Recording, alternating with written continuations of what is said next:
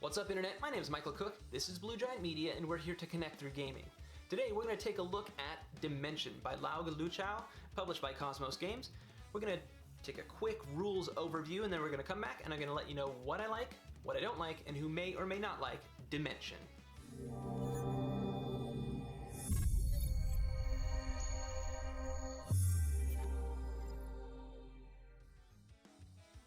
Alright, so here I have Dimension set up for 2 players.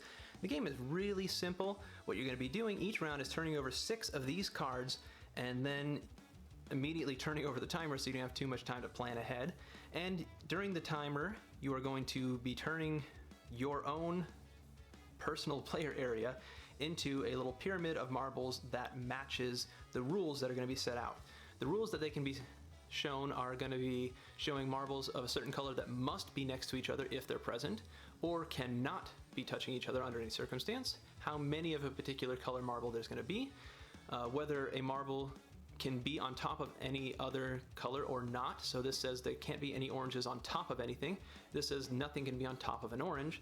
This says oranges have to be more prevalent than black, and this says that there has to be 4 total marbles between orange and blue. So an example of a round is going to be turn over 6 of these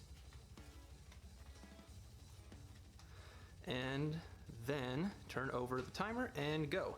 So this says that all the whites must be touching each other. Blue and green cannot be on top of anything. So the bottom is going to have to be blues and greens, which there can only be 4 of. Greens must be touching blacks, but blacks cannot touch orange. All right, so let's go like that.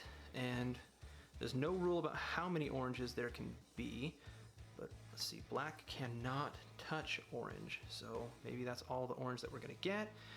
Whites must touch each other, but there's no rule about how many of those that we can have. Then we can put that on top, so let's check real fast. Oh, this is not touching that black. This, ooh, that's tricky. So I can't do that either. Oh, green can't be on top of anything, so that might be all I can do. My whites aren't touching, no. So, go like that. That might be all I can do for now. So I ran out of time. So, now we go through and we see how well we followed the rules. So we do have a black and a green, and they are touching. We no longer have 4 total between blue and green. The other thing is I use 1, 2, 3, 4, 5, 6, 7, 8. 2, 4, 6, 8 total marbles. So I would have initially gotten 8 points. And then for each one of these I didn't follow, I would lose 2 points. So I lose 2 points for that. Then I don't have any greens on top of anything or blues on top of anything. My orange and my black are not touching, and my whites are touching. So I only failed to follow one of the rules, but that still was a pretty poor round. Because if I was able to follow all 5 rules, or all 6 rules, then I would have, and use all 5 colors, then I would have been able to get one of these bonus chips, which at the end of the 6 rounds of play, you're going to score some or lose some points based off of how many of these you have gotten. And at the end of 6 rounds, whoever has the most points is going to be the winner. Alright, so now that you have a pretty good idea of how to play through Dimension, I want to let you know what I like about the game. First of all, I like real-time games. I've got Galaxy Trucker, I got Fuse, I used to have Mondo. I like real-time games. I think they're a lot of fun. I love the kind of chaos and tension that kind of goes along with it. I also really like puzzle games. So this kind of scratches both of those itches. I like how each round you have a little bit of a different thing that you're gonna go for.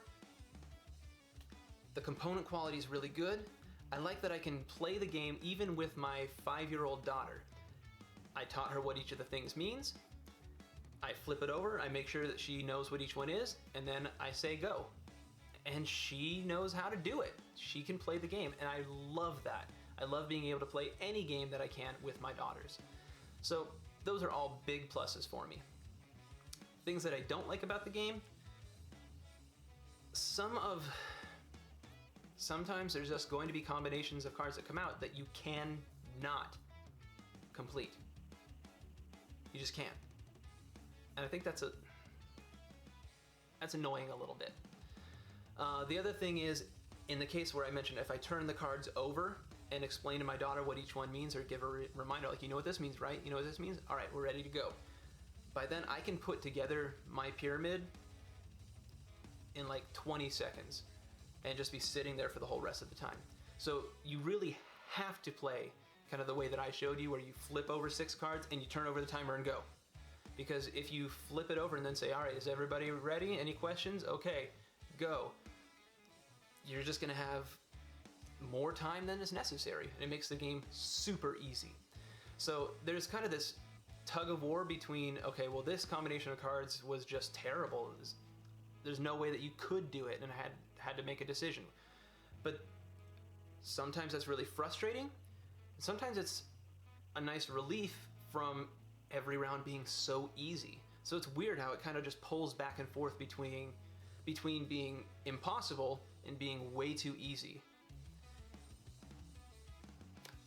I don't know exactly what you could do to fix that though.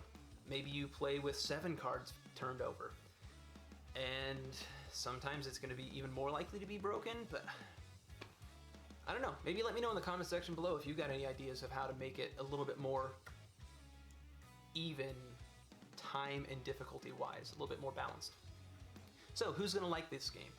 If you, like me, like real-time games, if you like puzzles, this is going to be a lot of fun. Ultimately, I don't necessarily think that it's going to be a centerpiece of anybody's collection, but it's fun. I enjoy it. And if you can find it for a cheap price, it is nice. If you got room on your shelf, it's nice. Ultimately, I don't think I'm going to keep the game forever, but I am enjoying it while I have it. So who's not going to like the game? A lot of people hate real-time games. So don't play this game. It's designed for that. Or maybe play without the timer, just flip over the cards and then play by yourself, kind of just a solo version where all you do is flip over the cards and then puzzle that out yourself in your own time. Because maybe you like Sudokus and things like that. Well, this is a different type of puzzle. Other things, maybe you just don't like puzzle games. You want a game that's more interactive, or you want a game that's got a board to go places. This is pretty static. So, I don't know, kind of reaching there. But if you want something that's a little bit more of an experience, there's no theme here. It's just a puzzle. Nothing more. So if you want something more than that, look elsewhere.